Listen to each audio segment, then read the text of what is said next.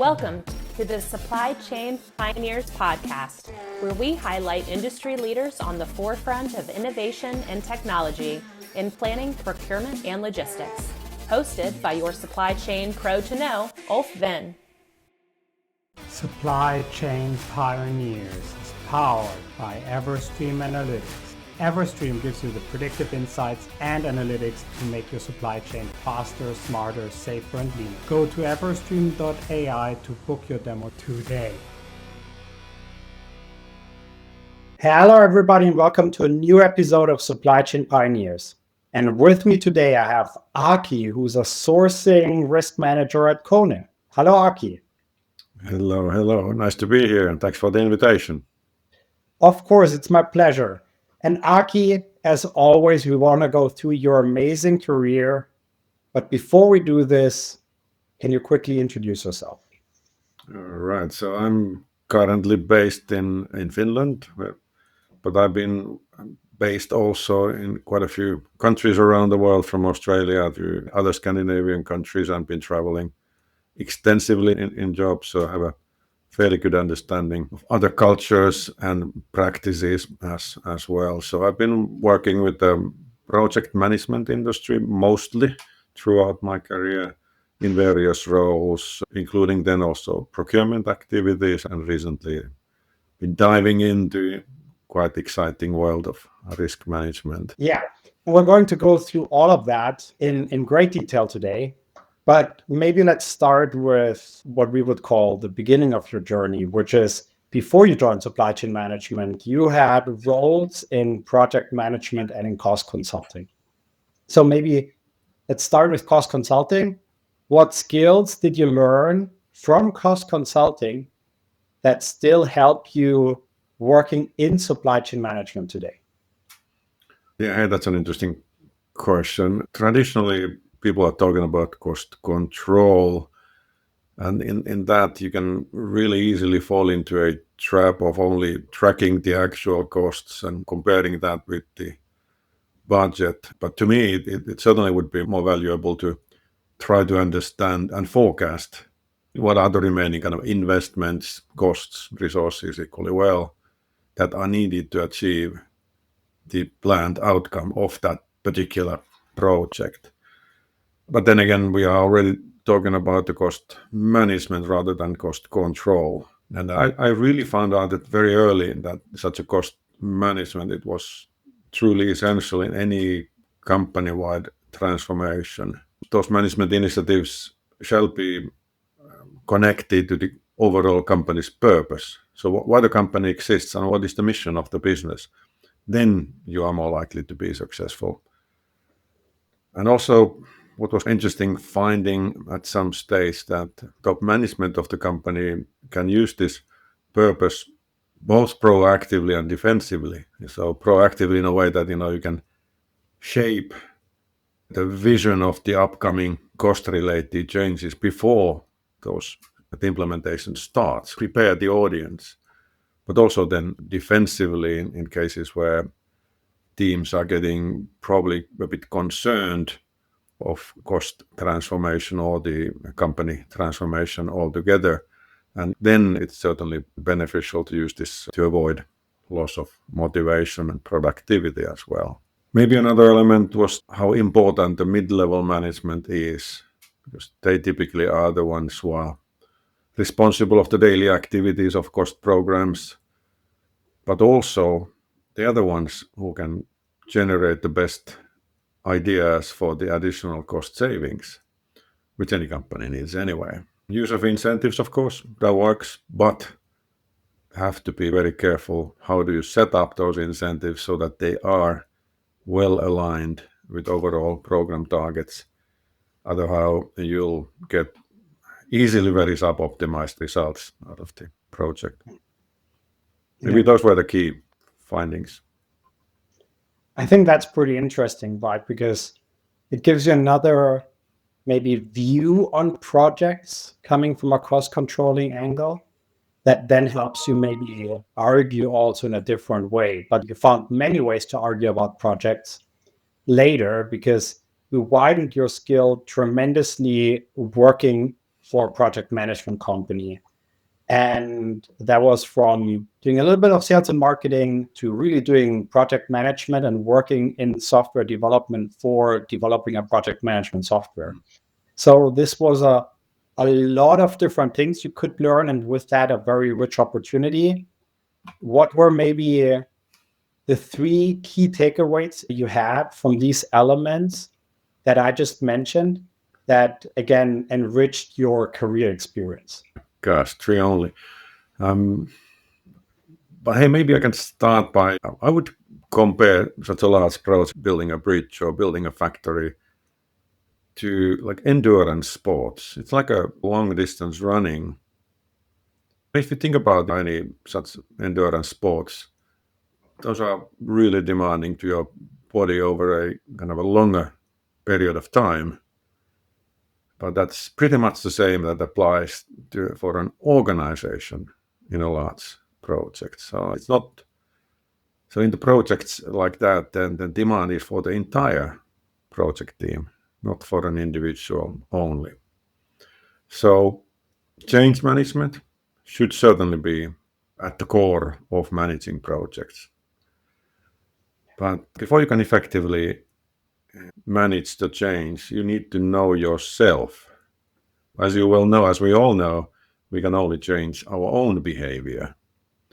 What I would advise to try to find out are opportunities where you actually could witness different types of leadership practices or communication styles, being those verbal or non-verbal, and also the skills of dialogue, to find your own management style that works best for you and for your team. And when you're witnessing such cases, then sometimes really the non-verbal communication, it can be much more honest than the verbal communication. So you shouldn't forget that piece, because you cannot really fake it. Your team, in such a demanding environment, they will anyway understand what you are truly about yourself. And trust is certainly the most important asset in overall leadership, but especially in such a demanding project. It just gets a bit more complex, obviously, when a company is running several large projects at the same time. So then what is the setup of the project management office or PMO that is truly essential?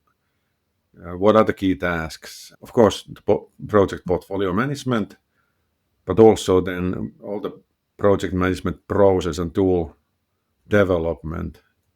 And as well, of course, the competence development and communication should be included in the PMO. So I would say those were the kind of the key findings I would refer to. Yeah, I think that's pretty insightful, and again shows the things you built, right, as a project management, which were very heavily involved in construction. Massive projects where you have a lot of different work streams at the same time, all with a lot of financial impact, obviously, as well, because building a big bridge, for instance, is very Yeah, the project rarely proceed exactly as planned, and changes are clearly inevitable. So that's an environment where you really need to know yourself and know your team's skills. Yeah, no, I like the realism and the focus on trust. I like that a lot, and knowing yourself so others can trust you. Especially in the beginning of your project management career, certainly look for such an opportunity where you can witness different styles and really try to figure out what's yours. Honestly, what's yours? Yeah, but it's pretty hard to be, if you're young, being as introspective is pretty hard, I would say. It gets easier over time. Yeah, it can be. At least it was for me. Okay, anyway, let's move on. So you joined supply chain management eventually at Nokia Networks and were head of the global sourcing of logistics, which is in some way it's a pivot, but maybe also not. Let's talk about this. But looking at first this role and then also the overall supply chain that you saw, you knew a little bit about it already from your experience working on these big construction projects. But what were some of the maybe more unexpected things about supply chain management that you realized the first time when you really dipped your toes into this organization? First of all, that logistics was very important domain for such a company where the supply chain is extremely long, from sub-tier suppliers all the way to the installation side and throughout the factories and distribution centers. And the development of the logistics arrangements and practices were done in close collaboration with the project management development at the same time. So that was a very natural shift for me coming from the project management world, because anyway, I was very close to that development as well.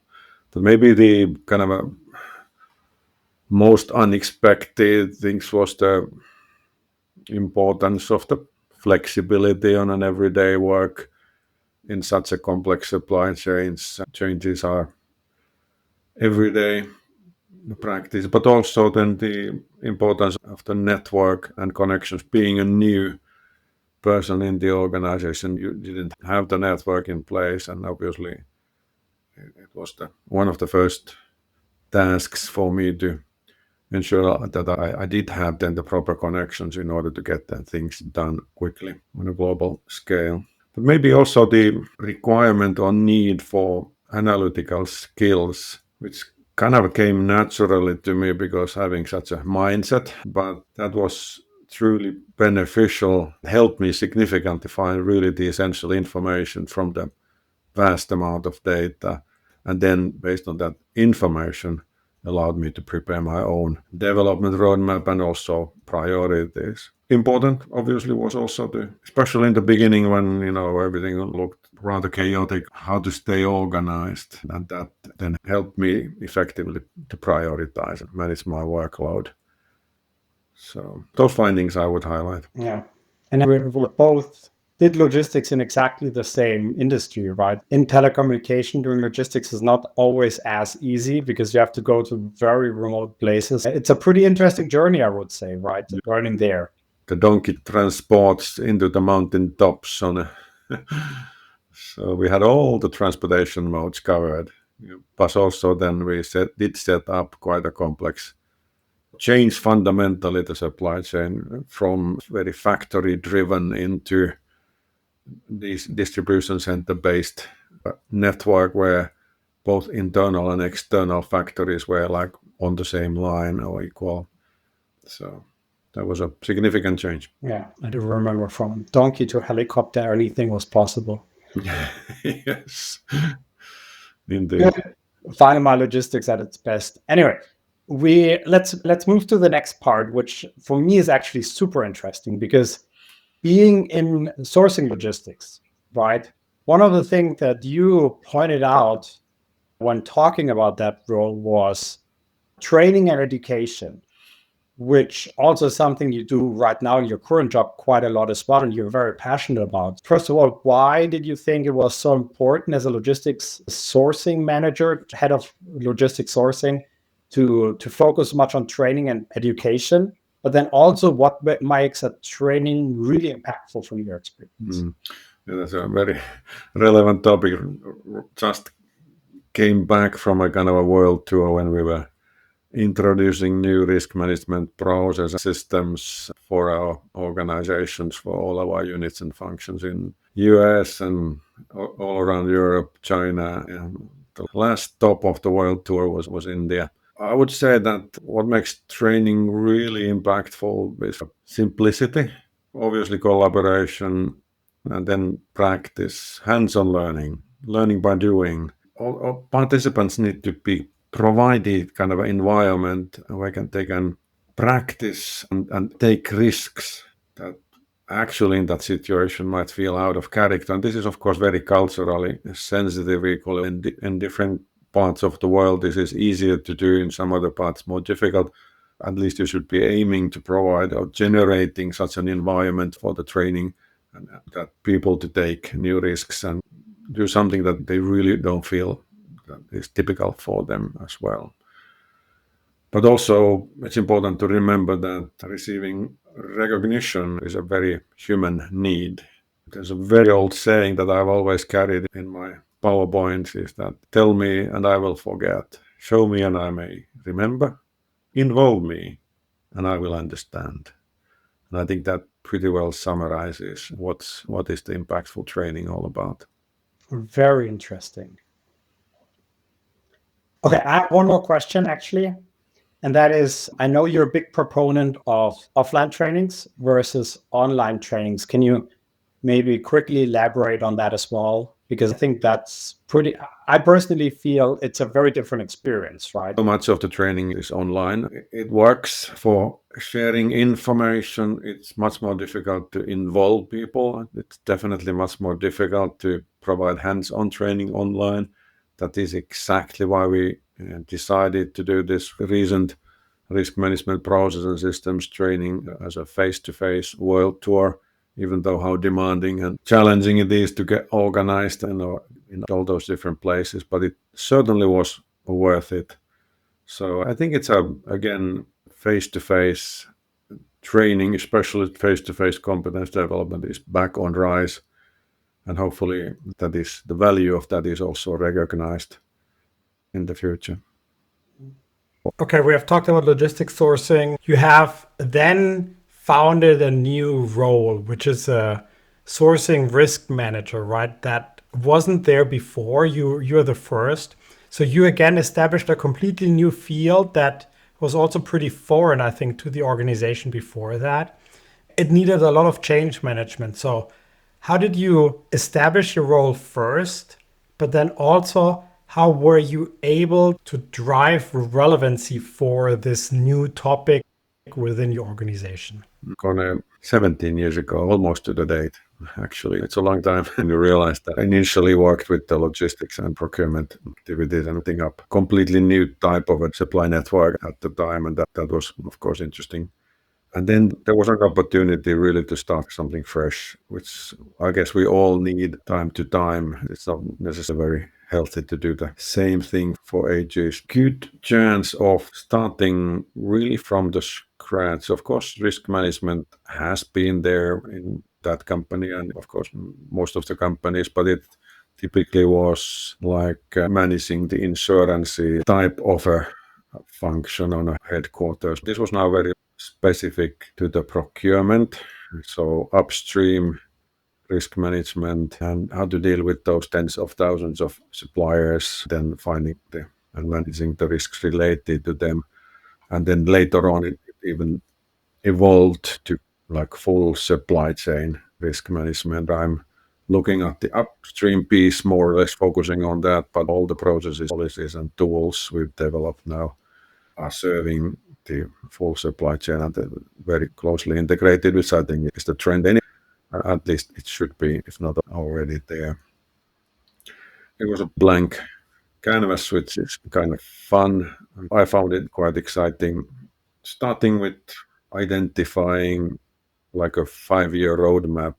It was a really long-term roadmap that I first created. What are the types of risks, 4 cornerstones, looking into kind of financial risks and strategic risks and hazard type of risks and security, and of course operational risks. So laying on top of those 4 different risk types, then the kind of improvements, inputs we shall implement, and that was then the basis for discussion that in what sequence we start implementing that roadmap. That's what it's been ever since, and it's not going to end. Certainly the world around us is changing so fast, so that maybe there is a bit more weight on cybersecurity, or there's more weight on geopolitics or trade compliance type of elements. That of course changes, but you should have developed those various inputs that help your organization then to identify the risks that may cause delivery disruptions, and then take the required actions either to mitigate those risks. So what can you do, if not prevent, but at least lower the likelihood or business impact of those risks? And certainly there are plenty of risks that we can't do nothing much or will accept those risks as if it fits our risk appetite, so to say. Those shall then be defined in your business continuity plan that, hey, what will you do if those will then materialize? And that's been very eye-opening of the organization when we are involving pretty much everyone, of course, on a manager level, but it's a very much a bottom-up process that we have for and assessing risks. We don't expect people they know what they know, but they're part of the organization, what people know. And being able to collect that effectively and systematically and is the basis for then application action plans and business continuous for the units. I like that you had a very long plan and were able to communicate this in advance to make it very clear what is it you're trying to achieve over time.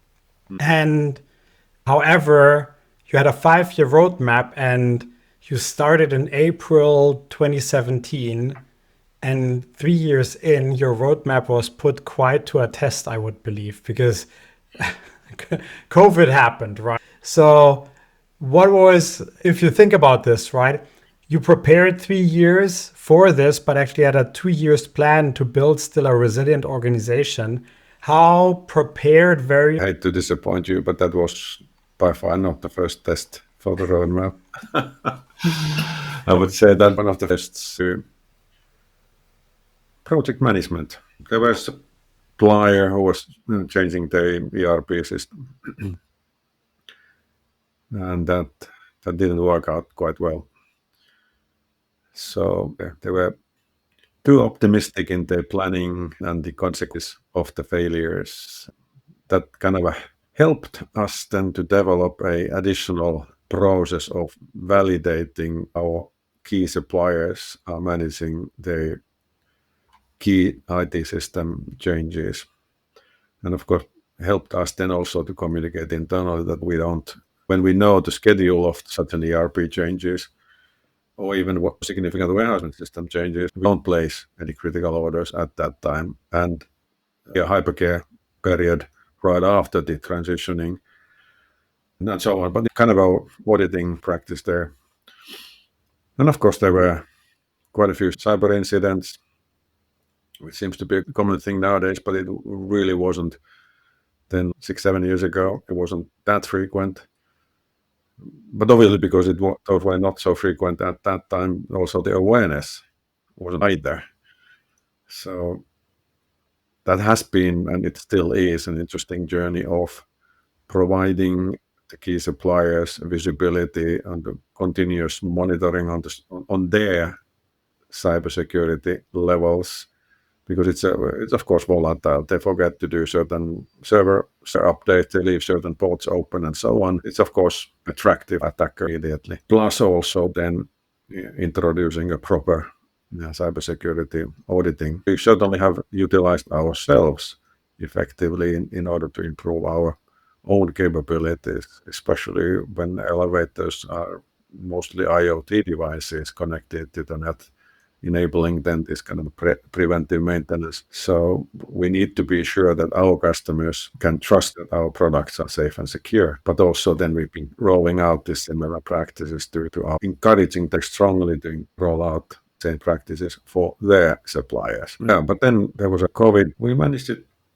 quite nicely. There were a few key reasons for that. As part of our risk management and risk assessment process, the last step there is development and training. And we do organize regular crisis simulations in our organization, sometimes involving external suppliers as well. Imaginative scenarios where everything happens very, very quickly. That's like extremely good competence development for anybody who's participating on those. But they are scenarios could really happen. That's a test of your continuity plan. Do people grab to that and do they stick to that, or do they start innovating because it's a high pressure situation when there is a media group coming into the room and ask you for an interview, and then there is a customer calling in, and there's the CEO sending you messages and hey, what are we doing? And when that is happening in such a fast pace, people might forget that what has been agreed. One of the crisis simulation we did before COVID was a kind of scenario where global pandemic will hit a particular country where we have a significant volume for production. That was a lucky timing for it. As a result of that simulation, then we were able to update and improve the continuity plan, which then helped us significantly throughout the COVID period. So we managed to keep our factories open for most of the time. There were only a few closures in India. We managed most of our strategic supplier production sites open as well.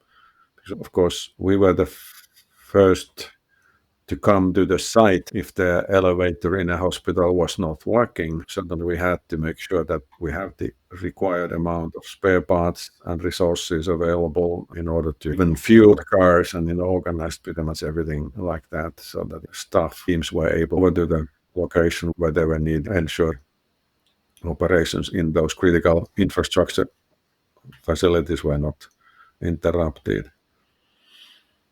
Yeah, but certainly global scope of that incident was quite an education for sure. Luckily, we had already very advanced online meeting practices in place, and even the laggards were forced to jump on the bandwagon at the time. I didn't make the connection, but it's super obvious, right? Once you think about it, that actually elevators are very key to hospitals as well. Because the transportation of people in a bed is nearly impossible without the elevator. It's actually a super important part of the whole operation of helping people during that critical time. Yeah, indeed, and that was, of course, even though traveling stopped, many of the operations in our society continued, and we tried to make it as smooth as possible.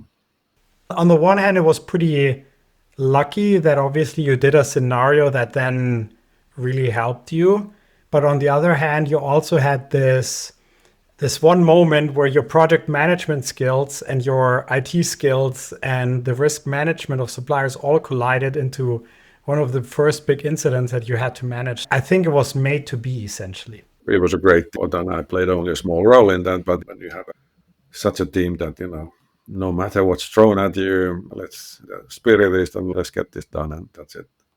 Yeah, great. So you're now doing sourcing risk, supply chain risk management for quite a while now. You're one of the experts in that field because it's such a new field. If you look at the topic of supply chain risk management, what do you think is the next evolution that is bound to happen?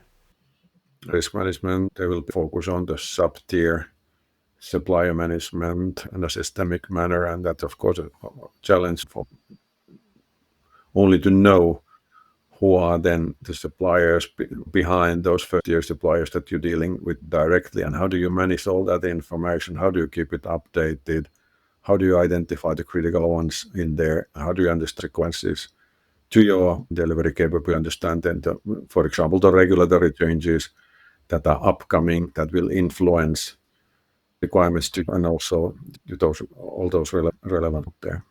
Yeah, interesting. So I have a last question of the day. And this is in the podcast, my personal favorite question. And it's around hobbies or anything peculiar or interesting that I want to ask about. And today I want to ask around your background, actually. Because in your background, you see a lot of different photographies. So I believe that this is important to you. You mean those? Yeah, exactly. What is it that, first of all, what is it you like about photography? And then what has it to do with supply chain management in your point of view? Yeah. I've been taking photographs since I was a little kid, seeing all the huge development in that industry, or huge changes in that industry. I did finance my studies in the university by setting up professional photography studio, actually a couple of them summers, taking photographs professionally. It's a visual thing. It helps you to, if you can visualize things, that certainly helps you in preparing any kind of a presentation materials and trying to do message with the images, be it those photographs or drawn image, or any illustrations. You can tell a full story with a photograph as well. So that's why I like it. Yeah. And I think it also probably helped you with something that I really appreciate about you is the attention to details, right? So I think once you start doing these nature photographies, you probably have to really keep close attention to the details in order to make it perfect, right? The perfect shot. But for everybody, it's a personal opinion, but certainly kind of commercial photography I've done is photographing people, animals, and then more to the detail, because generally people don't like an image that they're thinking of when they are the subject. So people have a different idea about themselves, and then what the real reality might not be always the welcomed. I don't know, maybe AI helps there. I've been certainly using AI after, but still I trust that raw photography will remain, maybe enhanced. Maybe so everybody can take pictures nowadays. Everybody has a high quality cameras in their phones, but still I'm using a proper SLR stuff when you print your images and sticking to proper cameras, addition to the phones, of course. Yeah.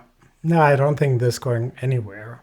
And I think it's a new tool AI also in photography, but there are enough things you can just make a picture of and it's beautiful enough. And where you live in Finland, there is plenty of those places, frankly. Yeah, it's an opportunity, but also AI is such a significant risk. Develop our capability of understanding what is true, not what is misinformation, and falsified image is a fantastic tool to deliver a message that you would like to deliver, even though it would not be entirely true.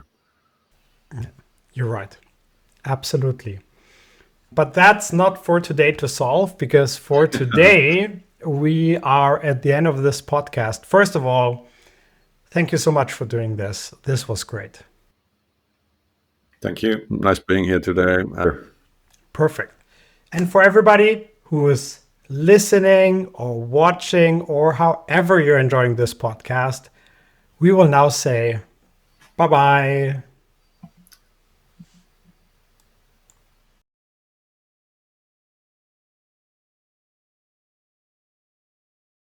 This was Supply Chain Pioneers. Thanks for watching, listening, or however you are enjoying this podcast. You can find Supply Chain Pioneers on Spotify, Apple Podcasts, all other major podcast players, as well as on YouTube at Ulf Talk Supply Chain. Please don't forget to like, subscribe, and comment. See you next time.